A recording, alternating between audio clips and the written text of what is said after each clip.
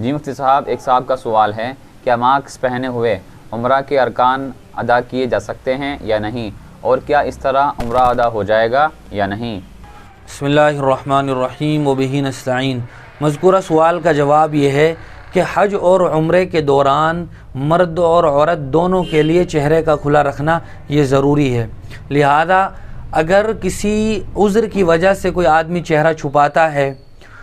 मिसाल के तौर पर आजकल सऊदी हुकूमत की तरफ से मास्क लगाना ये ज़रूरी है, और मास्क लगाने की वजह से आदमी का चौथाई हिस्से से ज़्यादा चेहरा छुप जाता है। और मसला ये है कि अगर उम्रा करते हुए या हज करते हुए